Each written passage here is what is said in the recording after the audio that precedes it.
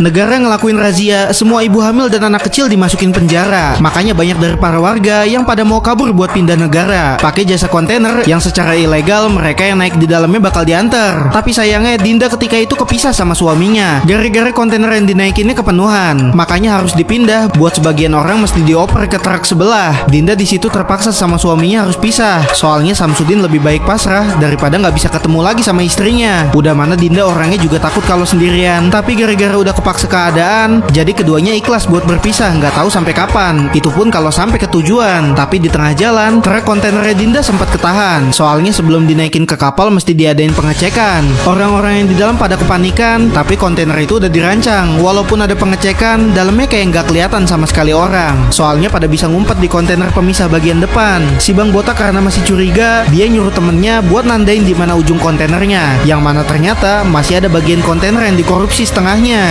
Jadi orang yang ngumpet disuruh buat keluar semua, kalau nggak bakal digerebek secara paksa. Namanya perempuan kalau udah diancam pasti rata-rata pada ketakutan. Tapi beda sama Dinda, dia masih mau berjuang buat anak yang di dalam perutnya. Pintu pemisah pun dibuka karena pada masih sayang nyawa. Tapi hal itu justru yang buat orang-orang yang ngumpet pada disikat abis semua. Yang selamat cuma si Dinda, dan dia hoki karena nggak ketahuan posisinya. Cuma Dinda doang yang tersisa, yang lainnya udah pada tenang login ke akhirat. Nggak dikasih kesempatan buat hidup sama orang-orang jahat. Nggak kebayang sepanjang perjalanan si Dinda cuma sendirian. Dia mau nelpon suaminya juga, tapi kayaknya si Samsudin lagi kehabisan kuota. Kondisi lagi hamil tua dan gak ditemenin sama siapa-siapa. Sampai di malam itu tiba-tiba kapal yang dinaikin Dinda kena bencana. Karena malam itu kondisinya lagi badai, jadi banyak kontainer yang jatuh ke tengah lautan. Itu yang bikin Dinda jadi pingsan. Dan sewaktu sadar posisinya udah kebanjiran. Dinda masih ngumpulin kesadaran. Dia masih gak percaya kalau sekarang kondisi kontainernya udah ngapung di tengah lautan. Niatnya mau kabur dan pindah negara, malah jadi kejebak di tengah laut ujung-ujungnya. Yang mau nolongin juga tahu posisinya Dinda dari mana coba. Gimana kelanjutannya?